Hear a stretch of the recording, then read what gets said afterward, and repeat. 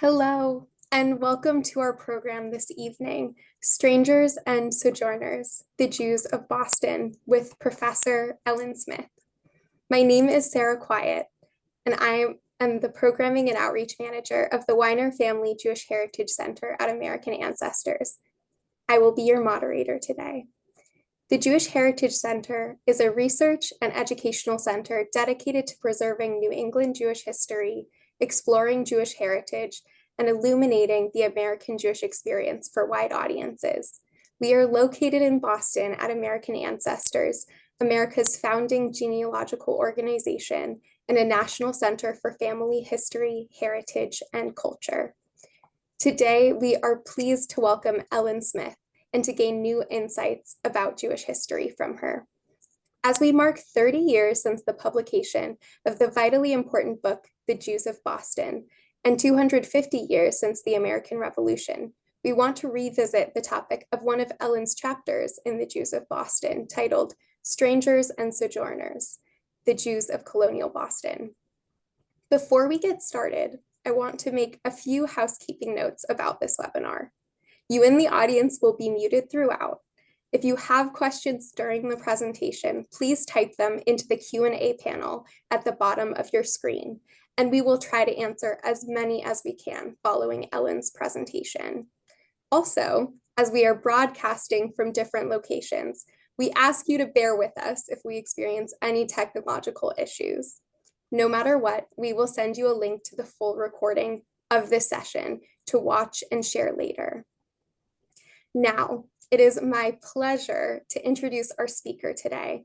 A scholar of American Jewish history, Ellen Smith is Professor Emerita of Brandeis University, where she is director of the Hornstein Jewish, where she was director of the Hornstein Jewish Professional Leadership Program and taught courses in American Jewish history, museum studies, and visual and material culture. Trained as both a museum curator and historian, she is the author or curator of over 30 books, catalogs, and museum exhibitions on Jewish history and culture. She is the author and co-editor of The Jews of Boston with Dr. Jonathan Sarna, curator of 3 exhibitions on Boston Jewish history, and chief historian for the Emmy Award-winning WGBH television production, The Jews of Boston. Without further ado, welcome Ellen Smith. Thank you, thank you, thank you. I'm so happy to be here. I'm so thrilled that there's still excitement of something 30 years old, and I'm delighted to be able to rethink and revisit some of this with all of you tonight. I'm just going to start right away in the beginnings of American Jewish history, because from its beginnings, the overall American Jewish experience is different from anything in the history of European Jewish communities that preceded it. American Jewish history is diverse. It includes a variety of Jewish people and practices from the beginning. There is never just one way of being Jewish in America. It's voluntary. You can choose any way you want to be Jewish. There was never a chief rabbi in America. Indeed, in the colonial period, there wasn't even one rabbi. Individuals could be as observant or as unobservant as they choose, and can even walk away from Judaism without penalty. That factor of voluntary choice makes American Judaism distinctive from its earliest days in this hemisphere. It's experimental because it is voluntary and because it is definitely a minority culture. American Jewish life is constantly undergoing examination, change, and adaptation. Significantly, it's also influenced by women. Also uniquely versus other ethnic and religious groups, Jewish women migrate to America in almost the same numbers as men. So American Jewish history generally starts early, in the 17th and early 18th centuries, in towns along the British colonial eastern seaboard, including New York, Newport, Philadelphia, Charleston, and Savannah. But in Boston, none of this happened until almost 2 centuries after the first Jews arrived in the North American British colonies. So tonight we're going to spend our entire time talking about something that never happened, Boston colonial Jewish history, and yet why early Boston Jewish history is so important and what we can learn from it that's relevant even today. Solomon Franco may have been Boston's first Jew. He is certainly the first Jew of record, though it's a problematic record. Franco was on a ship that sailed from Holland and docked in Boston Harbor in April of 1649 with a cargo that was intended for a Boston militia officer. But confusion arose over who Franco owed Franco his pay, and the local court concluded that it was not the local officer. Franklin was left stranded in Boston, angry and broke. Not being a citizen of Boston, Franco was labeled a stranger, a legal term. Because he could not support himself, he was warned out of town. But the court, recognizing that he had no income, voted to give him 6 shillings a week for 10 weeks from the town treasury until he could book passage to Holland. 3 months after his arrival, Boston's first Jew of record sailed away. Roland Gideon first appears in town records in 1674, identified as the Jew. He typifies so many of the Jews of the early Americas. His ancestors were Portuguese conversos whose wanderings took them from Lisbon to Brazil to Amsterdam to Hamburg, where Gideon was born. He then went on to Barbados or Jamaica, and finally Boston, where in 1674 he shows up in a town court record as he and his business partner sued to recover a £100 debt. The verdict in the case doesn't survive, but an extraordinary petition from Gideon to the court does. He wrote, "I commend my case to the honored court and gentlemen of the jury. God command our fathers that the same law should be for the stranger and the sojourner as for the Israelites." Franco and Gideon, one a sojourner and one a resident stranger, the language is from Abraham in Genesis, both understood that as Jews they had little legal standing in British North America. And yet both had the courage to pursue their rights in public. This is the role Jews, as a tiny minority in America throughout this country's history, would continue to play. So, what happens in Boston where there are no, or very few, real Jews? How are Jews understood by those with no contact with them? Boston's early Puritan history gives us one set of insights into outsiders' views of Jews and how such understandings are incorporated into American life. Now, American Puritans often get a bad rap, but I love them. I've spent my entire academic career studying and writing about them, not least in their relationship to Jews. From the Protestant Reformation in the 16th century and even before, the movement to understand the Hebrew Bible in its own language brought European scholars and ministers into the orbit of Hebrew language, Jewish texts, and Jewish individuals. Greatly oversimplifying, their motives were two: to understand biblical Hebrew so that they could understand their Old Testament in its original language, and to have the language and education to help them bring around the conversion of the Jewish nation, which they felt was a required precursor to the day of the Lord or the second coming of Christ. Puritans also modeled their laws, their communities, and their pieties on the Hebrew Bible.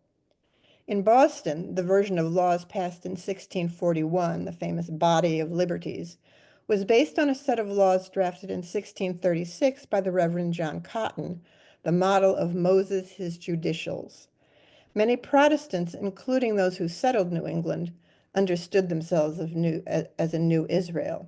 And what you're looking at is the Book of Psalms, the base psalm book, published in 1640 in Boston with type cut for the volume. It was made to be sung. The Puritans and the Protestants sang the Book of Psalms regularly, and it's written in a meter to be sung. So, for example, the famous 23rd Psalm reads in this version, "The Lord to me a shepherd is, want therefore shall not I," and on it goes. The other thing you're looking at is William Bradford's Hebrew Exercises, the end page of his diary of his journal of Plymouth Plantation. At the very end of his life, William Bradford practiced the Hebrew grammar, transcribed Hebrew text, and here he writes his motive for doing so that he can speak to God and the angels in the language that God and the angels speak. In Boston, absent a permanent Jewish community of Jews, the focus on Hebrew language and text was intense among the Puritan clergy and the scholars of Harvard College. This focus was especially high among the city's premier 17th century ministerial family, the Mathers. We've just seen the Bay Psalm Book, a key work of one of Boston's founding ministers, Richard Mather. His son, the Reverend Increase Mather, wrote extensively of the conversion of the Jewish nation, and his book, The Mystery of Israel's Salvation, was the most influential book on the subject for over a century. Increase's son, Cotton Mather, perhaps the most prolific author America ever produced, also spent enormous time identifying Jewish travelers through Boston, or the rare Jew who stayed for a while, in his efforts to convert them to Christianity. The diaries of both Samuel Sewall and Cotton Mather remember Cotton's endless and fruitless efforts to convert three Frezon brothers, Joseph, Samuel, and Moses, who for a time ran a warehouse in Boston Harbor. Today, we'll focus closely on the lives of two individuals who lived in Boston in the 18th century, and through their lived realities, see the options and opportunities people had as Jews in this very new world. We'll examine the Jewish life and journeys of Judah Monas and Moses Michael Hayes, whose very different pathways provide a pair of compelling tales of how Jews in early America shaped their Jewish lives, and in many ways mirror the choices Americans have in America today. We'll start in the 1720s, where into the Jewish vacuum of Protestant New England came the Jewish scholar and Hebraicist Judah Monas. His earliest years remain obscure. He was likely born in Italy in 1683 and was descended, as were so many early American Jews, from a family of Portuguese conversos. Educated at the Jewish academies in Leghorn, Italy, and in Amsterdam, Holland, Moses emigrated to British North America. By 1715, Moses had settled in New York City, where he was running a small store and teaching Hebrew to Christians and Jews. But by 1720, he had moved again, this time to Cambridge, Massachusetts, to be near some of the Puritan ministers with whom he had been corresponding about the Jewish language, Kabbalah, and the Hebrew scriptures. Friends who considered Monas a great master of the Hebrew language urged him to apply for a position at Harvard College, and on April 30th, 1722, the corporation voted that Mr. Judah Monas be improved as an instructor of the Hebrew language in the college. Moses replaced the tutors in that role and became Harvard College's first instructor in Hebrew. Harvard College was founded in 1636 to ensure that an educated and literate Protestant ministry would be raised up for the future. Harvard students were required to have a command of a number of biblical and pre-biblical Semitic languages. By the 1720s, when Monas assumed his position, the curriculum required 4 days a week of Hebrew instruction for all its students except freshmen. While demonstrated competence in Greek and Latin were entrance requirements to Harvard in those years, and some boys entered as early as 15, Hebrew would have been new to them. Each student was required to have a Hebrew Bible or Psalter, a Hebrew lexicon. Instruction consisted of small compositions each week, copying the grammar and reading it, reciting and reading, construing and parsing, translating, composing, and reading without vowels. The main textbook for all this was one written by Monas himself. When he first proposed to the college that he become their Hebrew instructor, he showed them a manuscript copy of a Hebrew grammar book he had composed. It was surely one of the strong points supporting his hire. Students had to copy the manuscripts and many of their other textbooks painstakingly by hand. Jonathan Belcher indicated on his copy of Monas's manuscript, now in the Massachusetts Historical Society, that it took about 4 weeks to transcribe. Think of him doing it in dark New England winters by candlelight in a drafty Harvard dorm. That situation was remedied in 1735, when Monas's Grammar of the Hebrew Tongue was published on the Cambridge Press with Hebrew type sent from London. 1,000 copies of the book were printed, and for the next 25 years, the book was a required text for all Harvard students. Hebrew was taught much the way we learn it now, beginning with the alphabet, small words and phrases, and eventually through longer text groupings.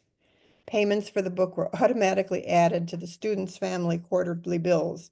You bought it whether you wanted it or not. And apparently not every student wanted it. Students from the 17th century on complained that Hebrew exercises and grammar were boring.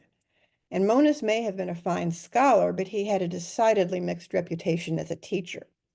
Surviving copies of Moses's students' manuscripts are full of doodles and marginal insults directed at their instructor. College records show that Monas was frequently hazed and that attendance in his class was a constant problem. The college recorded itself greatly satisfied with his instruction in 1723, but by 1724 the college returned the teaching of undergraduates to the tutors, and Moses taught only graduate students and the college tutors themselves. Well, this is all kind of an amazing story, but there was a catch to all these firsts. Harvard at the time required that its faculty be Christian. One more month before he assumed his post at Harvard, in a very public ceremony, Judah Monas converted to Christianity. Monas's baptism and conversion garnered worldwide attention. Many ministers were skeptical of the sincerity of the conversion, but the Reverend Benjamin Coleman, who delivered the sermon at Moses' conversion ceremony, wrote, "There is no cause to fear that Mr. Monas will renounce his Christianity, since he did embrace it voluntarily and gradually, and with much consideration from scriptures in the Old Testament." Many who know this history conclude that Monas converted to Christianity to secure his job at Harvard, that he converted for convenience rather than from conviction. I see this differently. Moses had been raised and educated in strong Jewish communities in Europe and had spent his early American years in the established Jewish community of New York City. His deep and ongoing study of Torah and Kabbalah brought him into correspondence and conversation with the most learned Hebraicists on the continent at the time, the faculty and fellows of Harvard College. He started to read the Hebrew scriptures as Christians read them, as prefiguring and predicting Jesus as the Messiah, the Christ. I take Monas at his word that he converted after careful study and consideration. Why do I think so? Monas didn't just take the job and continue quietly. Shortly after his conversion, Monas published a series of 3 books in Boston addressed to the Jews of Europe that intended to convince them not only of his sincerity of his conversion, but potentially to convince them to convert themselves. The books are titled The Truth, The Whole Truth, and yes, Nothing But the Truth. And they begin by acknowledging to his intended Jewish readers in one of my favorite lines in all of Jewish literature, addressed to the Jews of Europe, "The news of my embracing the Christian religion will likely not be the best you have ever heard." Then he goes on to say, "I did it not rashly, but upon mature thoughts and deliberations." The books then sought to prove that the Jewish scriptures foretold Jesus as the Messiah, argued for the divinity of Jesus, and sought to prove the doctrine of the Trinity. Other evidence supports the sincerity of Monas's conversion. The final pages of his Grammar of the Hebrew Tongue include Hebrew translations of the Creed and the Lord's Prayer. That's not for the Harvard students. They knew that stuff by heart.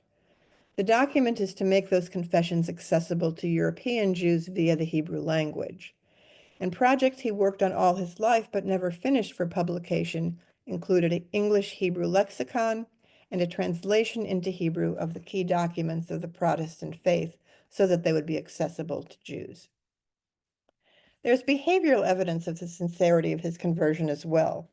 He joined the First Church in Cambridge and remained a lifelong member and supporter. His marriage to Abigail Merritt, a Christian woman, seems to have given them both comfort, and they conducted their public lives well integrated into the Christian Jewish community and well regarded by it. He died in 1764 and is buried in the Christian Cemetery in Northborough, Massachusetts, where he had moved after his wife's death and his retirement in 1760. He donated 3 silver communion cups to that church, was voted a seat of honor, and eventually left a bequest to establish a fund for ministers' widows, a fund that survived well into the 20th century. Judah Monas entered deeply into the life of Harvard and Cambridge in another way as well. He acquired at least 2 enslaved people. In 2022, after an intensive 3-year project in which Harvard faculty, students, and staff researched Harvard's long history of direct ties to slavery, the university released its report of the President's Committee on Harvard and the Legacy of Slavery. It found that Harvard leaders, faculty, and staff enslaved more than 70 people during the 17th and 18th century. On that list, and not a new discovery, was Judah Monas, noted in the church and town records as having two enslaved people in his household, Cuffy and Cicely. At one point, Cicely was betrothed to Juba, a quote, Negro servant of President Holyoke of Harvard. That marriage never took place, and later records indicate the marriage of Cicely and Cuffy, who had been baptized in Cambridge's first church in 1741. The mention of my Negro child Mariah in Monas's will is likely the child of Cicely and Cuffy. Monas's life presents one example, if an extreme example, of how Jewish individual made a place for himself in colonial America. Without the support of Jewish institutions, a Jewish community, or even other Jewish individuals, Monas entered the life of Cambridge as a Christian. He consciously chose to do so. Having voluntarily left a mature Jewish community in New York City, Monas came to Cambridge to teach the Hebrew tongue as a Christian. He seems never to have looked back. But Monas's community sometimes looked on him with caution, and perhaps as an ambiguous Christian. The Cambridge First Church, contemporary diaries, and the college records often refer to Monas as the converted Jew, the converted rabbi, the Christianized Jew. Church records indicate concern that Monas may have continued observing the Sabbath on Saturdays. And the headstone over his grave bears witness to the double identity by which Monas was understood by his Christian community. The inscription reproduces in part a phrase from the New Testament book of Romans chapter 11. A native branch of Jacob's seed, which once from off its olive broke, regrafted from the living tree. Moses Michael Hayes chose a very different approach to being a Bostonian and a Jew. Like Monas, he lived in a city with no Jewish community and very few Jewish residents. Most of them who did flit through were impermanent traders. Yet Hayes and his family lived their lives publicly as Jews, ultimately honored and remembered for it. Hayes was born in New York City in 1739.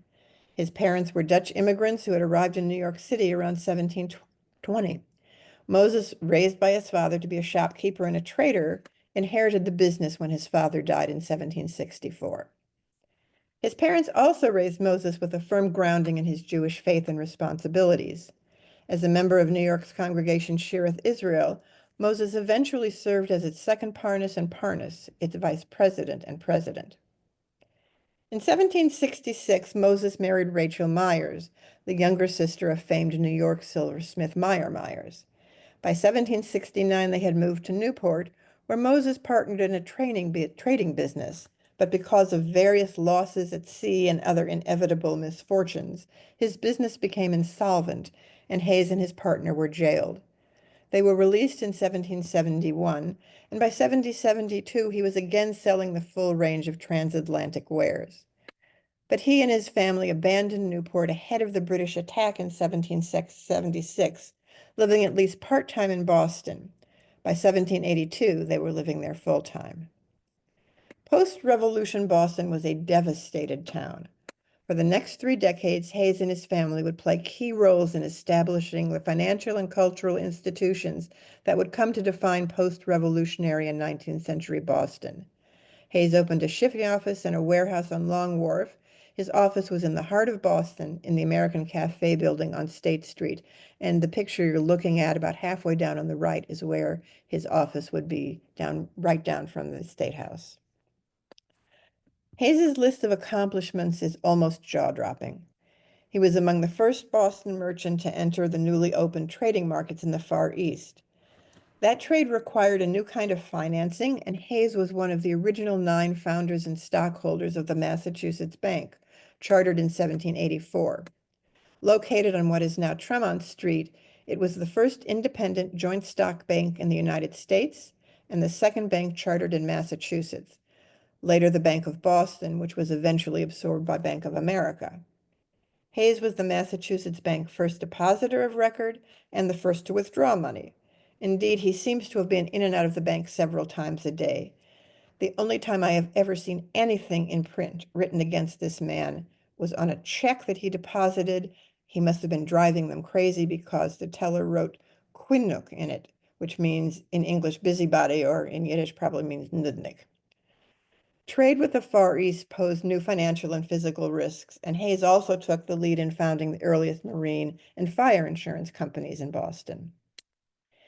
Hayes contributed to a huge list of civic projects, from beautifying Boston Common to building bridges and turnpikes, theaters and banks, and supporting Harvard College. He was also instrumental in introducing the Masonic movement in New England and rose to its highest ranks. The Masonic Lodge of Boston, formerly on Tremont Street and now in Newton, carries his name to this day. In New York and Newport, Hayes had led Masonic lodges with significant Jewish membership. In Boston, he joined as the only Jew. It was the first signal that Hayes would be accepted in Boston for the entirety of who he was. Hayes' extensive good works brought him in contact with friends in what was described at the time as the first circles of society. Among his closest friends was Paul Revere.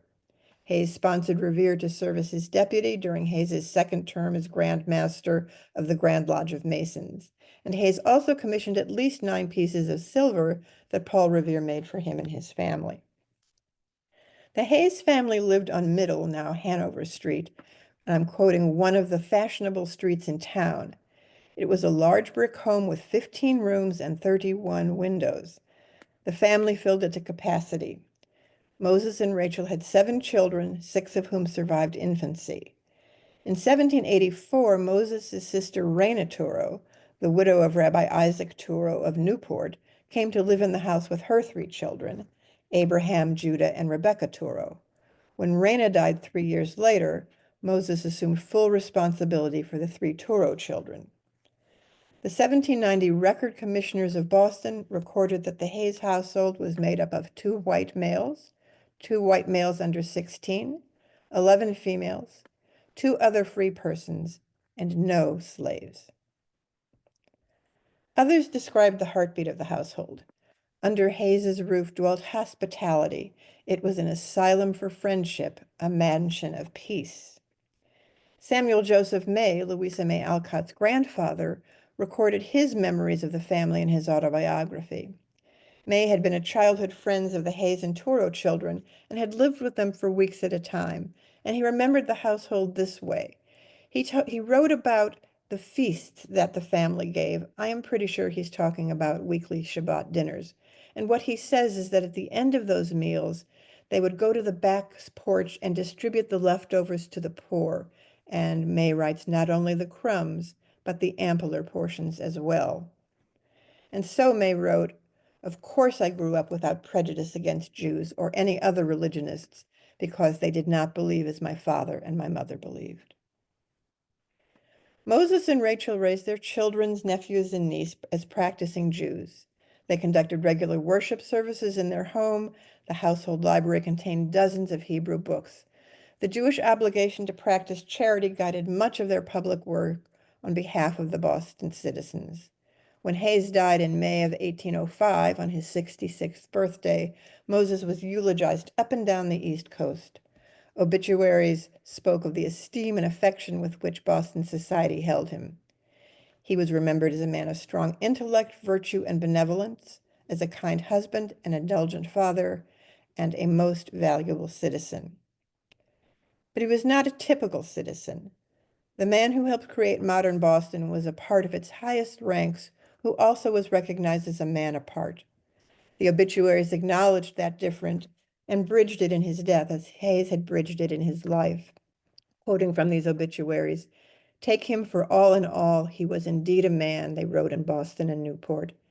He is now secure in the bosom of his Father and our Father, of his God and our God. Moses Michael Hayes set a standard in late 18th century Boston for business and civic leadership, community service, and charity. The most prominent Jew in Boston before the 1840s, he achieved what many before him could not, success as both a Bostonian and a Jew. Without the benefit of an organized Jewish community and without legal guarantees of religious freedom, Hayes was able to preserve his religious heritage and pass it on to his family as a living faith. Hayes's only son Judah grew to join his father in his insurance, shipping, and civic enterprises, including as one of the original proprietors of the Boston Athenaeum. Judah was likely the first Jew to hold elective office in the city in the position of fire ward. Judah drowned off the coast of Florida in 1832, and the Hayes name associated with his father and grandfather died with him. The Hayes daughters also advanced the Hayes enterprises. Daughters Judith and Sarah each married a Myers first cousin and all moved to Richmond, Virginia. Daughters Catherine and Slowey never married and followed their sisters south. They are buried under a single headstone in the Newport Jewish Cemetery. Daughter Rebecca died in Boston at age 32, unmarried. But the Hayes family endures in additional ways. In 1822 in Richmond, Virginia, Judith Hayes Myers' son Gustavus fathered a child with Nellie Forrester, a free woman of color. The Forrester descendants are also direct descendants of Moses Michael Hayes. The eighth generation of Forresters produced Keith Stokes, a contemporary Newport resident, Rhode Island and family historian, Newport civic leader, and husband of Teresa Guzman Stokes, a direct descendant of a prominent Spanish Jewish Sephardic family. The Stokes website, Eyes of Glory, documents in detail the independent and intertwined history of early American Ashkenazic Jews, Blacks, and Sephardic Jews. That too is an American story and part of Boston's Jewish history. Abraham and Judah Touro each deserve full lectures in their own right. When we remember their huge contributions to the upbuilding of Boston, New Orleans, and American Jewish communities, we should remember that they were raised in large measure by Moses and Rachel Hayes in the heart of Boston. To give just a taste of their accomplishments, Abraham Touro spent his life in Boston and Medford, living with his sister Rebecca. Abraham served as a Boston agent for his brother Judah and conducted shipping with the West Indies, building vessels in his Medford shipyard. He spearheaded the 1816 fundraising drive for the then failing Massachusetts General Hospital, which he remembered in his will for $10,000, a sum that, quoting, fairly took the breath away of the MGH leadership. Abraham died in 1822 after he was thrown from his chaise. His bequests preserved the Newport Touro Synagogue, the cemetery, and the street leading up to it. Remembered Congregation Shearith Israel in New York, and supported civic organizations in Boston and New York. Touro streets in Newport and Medford still bear his name. He is buried in Newport's Jewish Cemetery. And on your slide, notice that the way you arrived at Mass General in 1816 was by boat. Judah Touro sailed for New Orleans in 1801 and remained there the rest of his life, initially running a small trading venture that propelled him into enormous wealth when the United States acquired the city in 1803. Nearly killed in 815 in the Battle of New Orleans, he was rescued by his friend Rezin Shepherd and spent the rest of his days in Rezin's household. Touro, who was staunchly opposed to slavery, insisted that the enslaved people in the Rezin household be freed. Rezin Shepherd did so. Touro also purchased slaves at auction and then set them free. Touro lived quietly and frugally out of all limelight and by strict economy amassed a true fortune. In his lifetime, he supported the rebuilding and upbuilding of New Orleans and paid for the construction of half the Bunker Hill Monument in Boston. He died in 1854 at age 78, remembered, as were his father and his uncle, as a man who was born, reared, and had lived and died in the Hebrew faith. The Touro Infirmary and Touro Street in New Orleans bear his name. His extraordinary will of $400,000 bequeathed over half of it to every Jewish organization he knew of in the United States and some in Palestine. Boston individuals and organizations, Jewish and secular, were especially favored. He, too, is buried in the Newport Jewish Cemetery.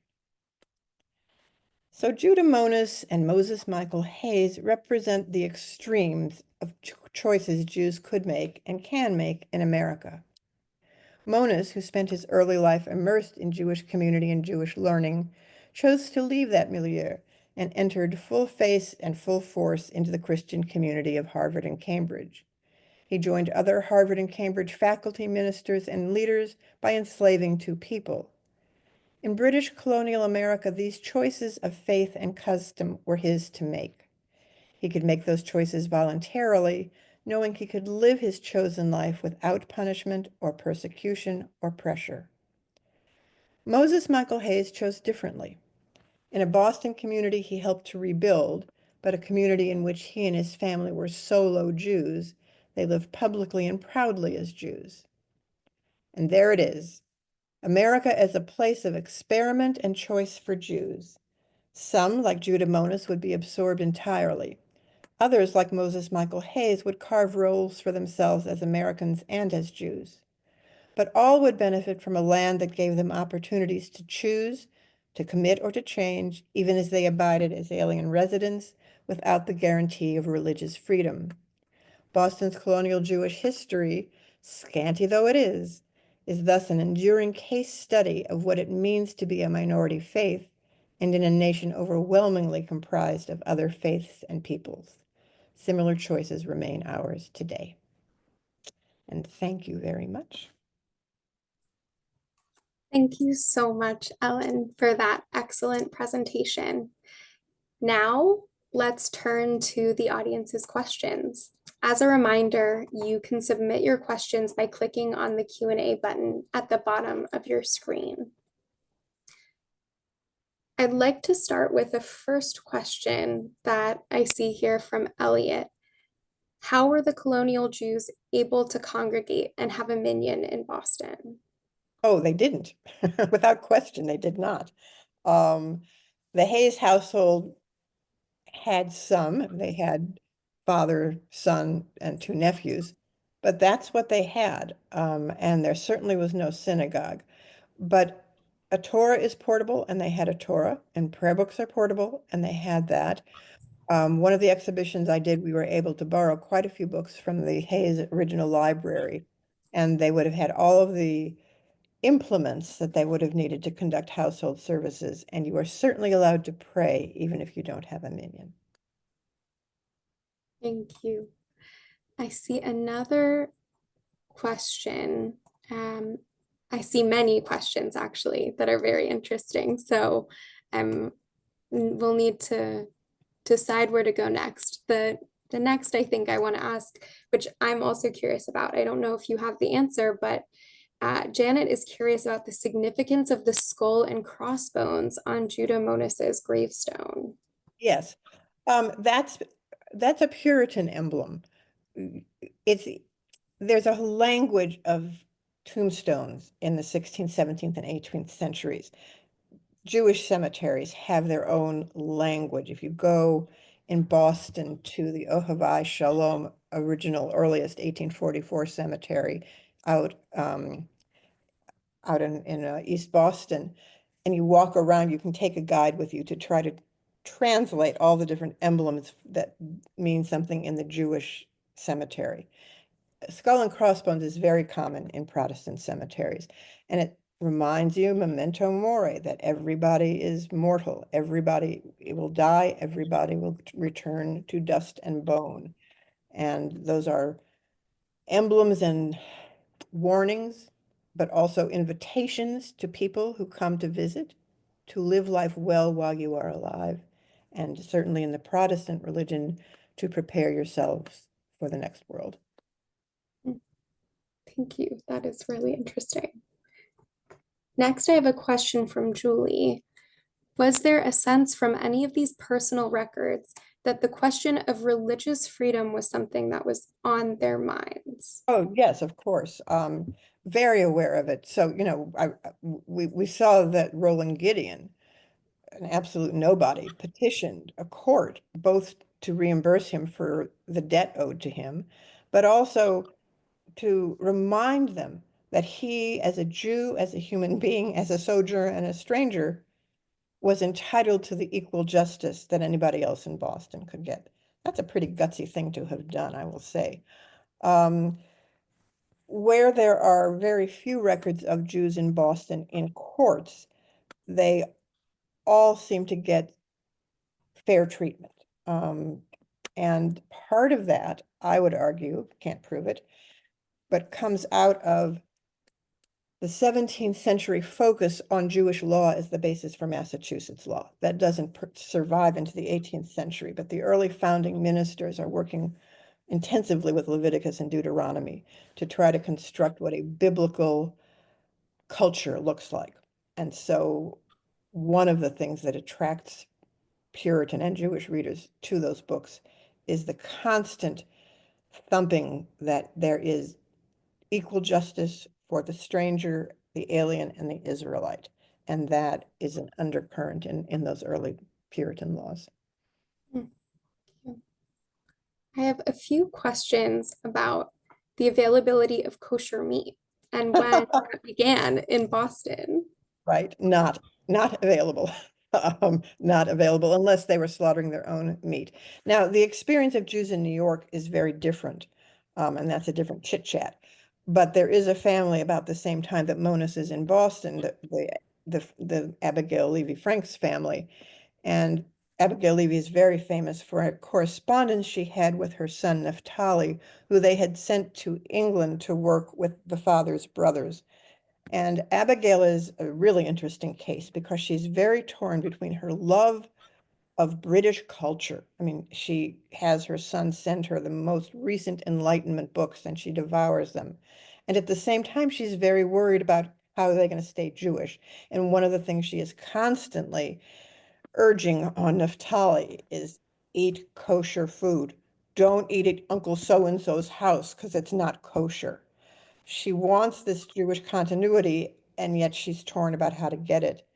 Real quickly, one of her daughters is being courted by the young Jewish gentlemen, plural, in New York, and she hates all of them. And she writes to Naphtali and just says, one of them comes and she says, I wouldn't allow her to date him if he came in a horse with six, a carriage and six horses.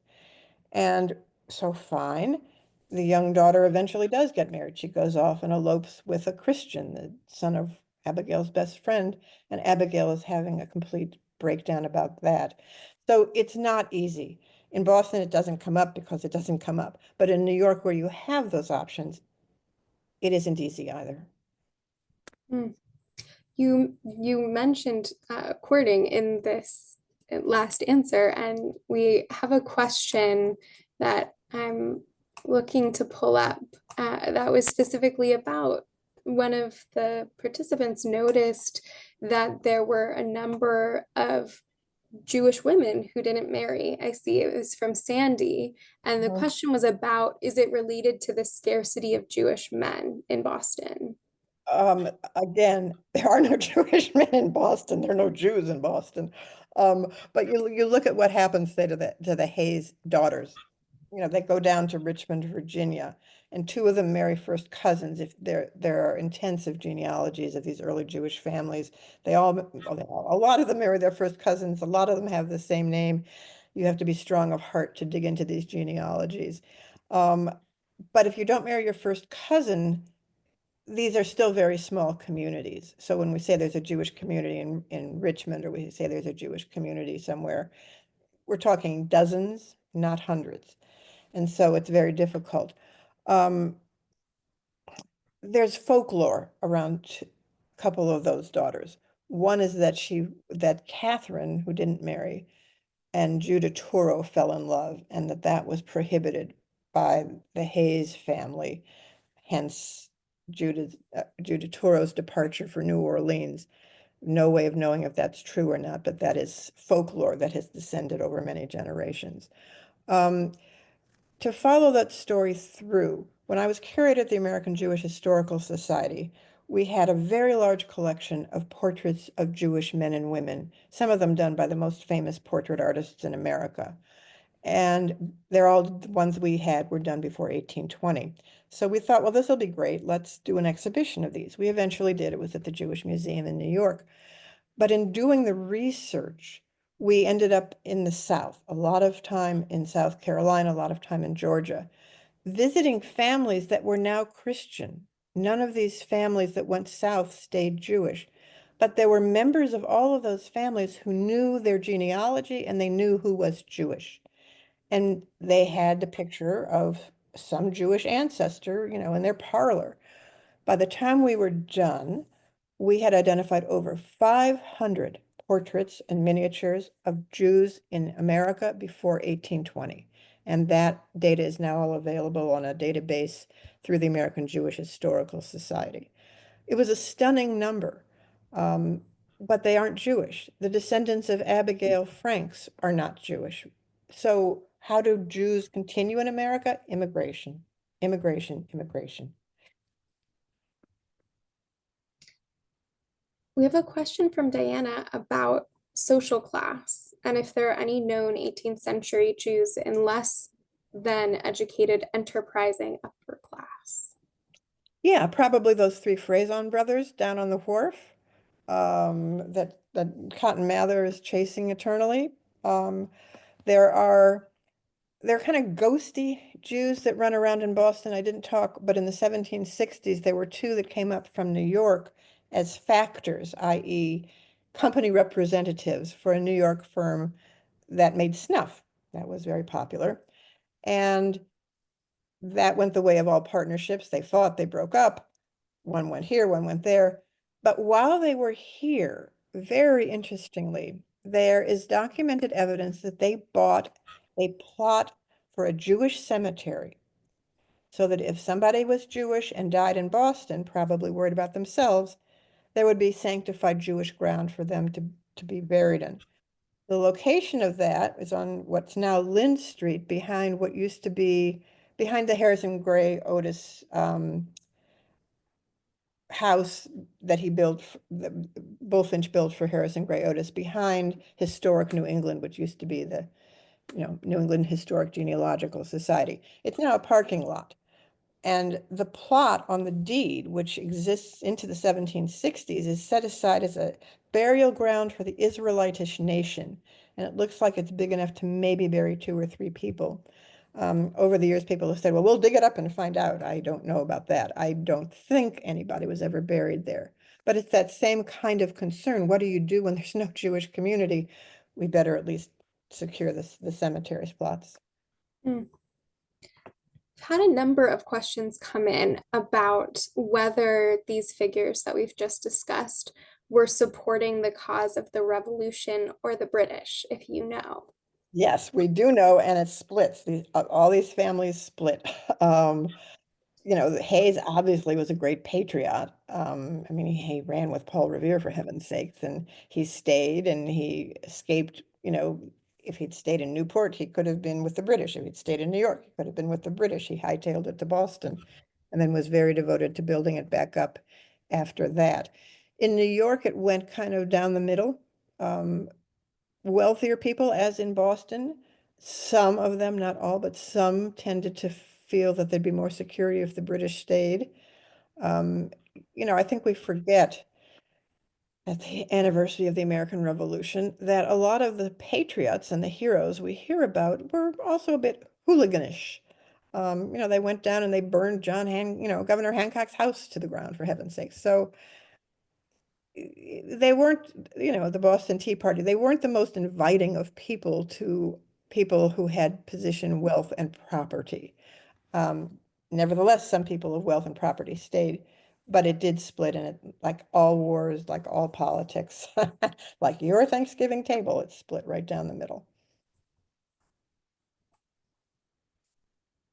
I have some questions about relationship between Boston Jews and other cities. Were there relationships between Boston Jews and Jews who were living in other cities in America at that time because there were so few Boston Jews? Yes, of course. And we traced the Hayes family, which spreads out. It's in Newport, it's in Boston, it's in Richmond, it's in eventually Savannah. So these families, as they marry and they move, they're the interconnected sort of genealogical relationships are very strong, and they stay very strong.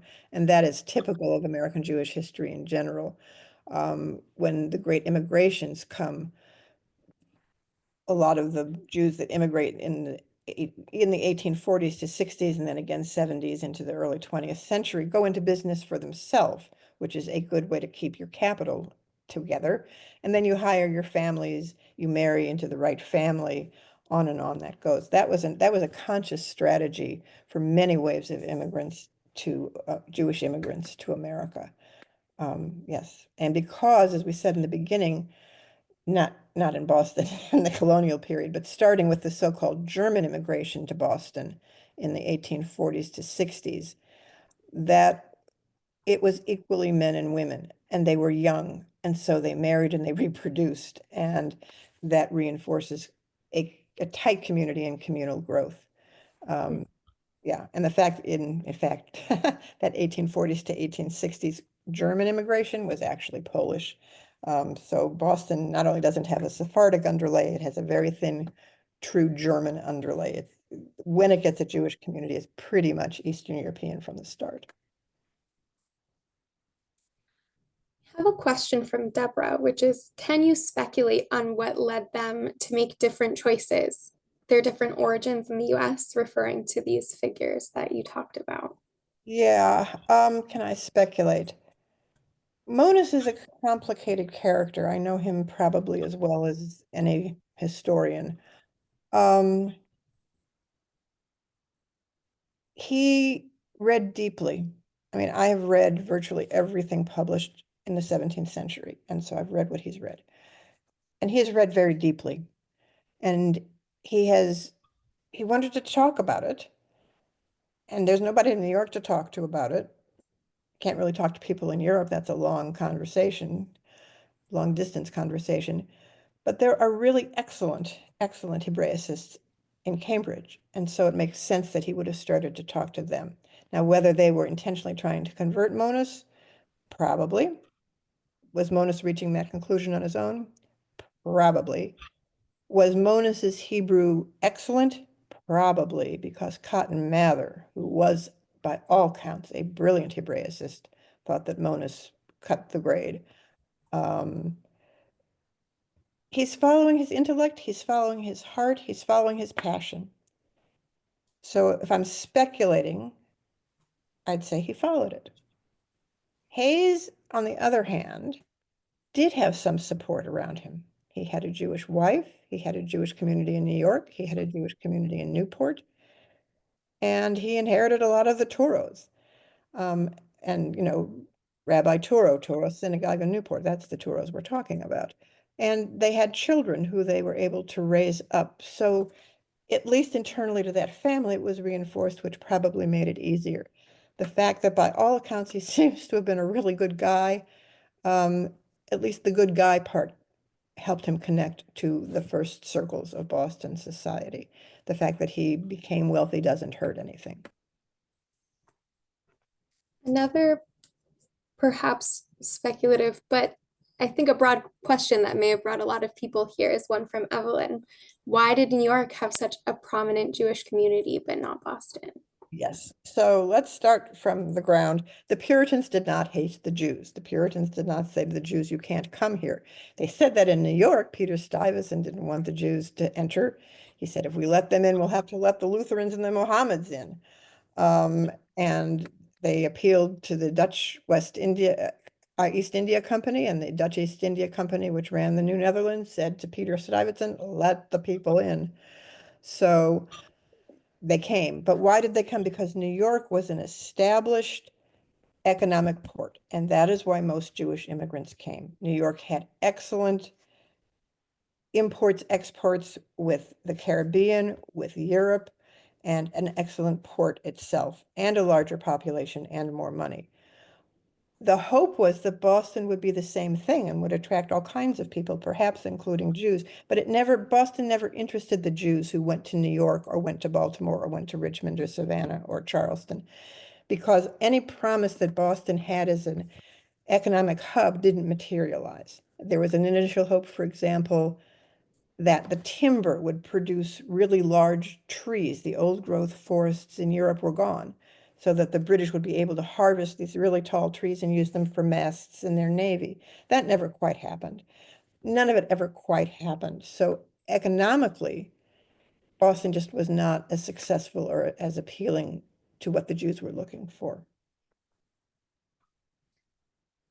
I am continuing to see some wonderful and interesting questions in our Q&A section, and I wish that we had time for all of them, but this is where we have to wrap up for now. And I just want to say thank you again to Professor Ellen Smith for sharing her scholarship with us, and to all of you in our audience for joining us this evening.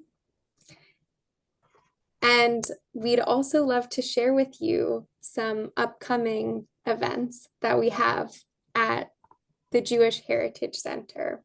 So first, if you are in the area, we invite you to our in-person events that are taking place next week. The first is on August 4th. It's called Cut from the Archive, 2 B'Av card making at Lair House. And on August 7th, our first Jewish Heritage Center open house in our new office. And for everyone in the audience, we hope you will save the date for February 17th, 2026, and join us for a topical webinar with Dr. Michael Hoberman on his forthcoming book, Imagining Early American Jews, focused on popular interpretations of early Jewish American history, especially as they have taken shape since the 1970s, and exploring the ethnography of current-day descendants of early American Jews. I would love to also invite this audience to learn more about the Weiner Family Jewish Heritage Center on our website. And while you're there, please consider making a donation to support our preservation and educational work. Thank you. As you leave this program, you will be asked to take a very brief survey. We hope you'll take a minute to fill it out, as your feedback is valuable to helping us develop further programming. Thank you again, Ellen, and we look forward to seeing you all in the audience again soon. Goodbye until next time.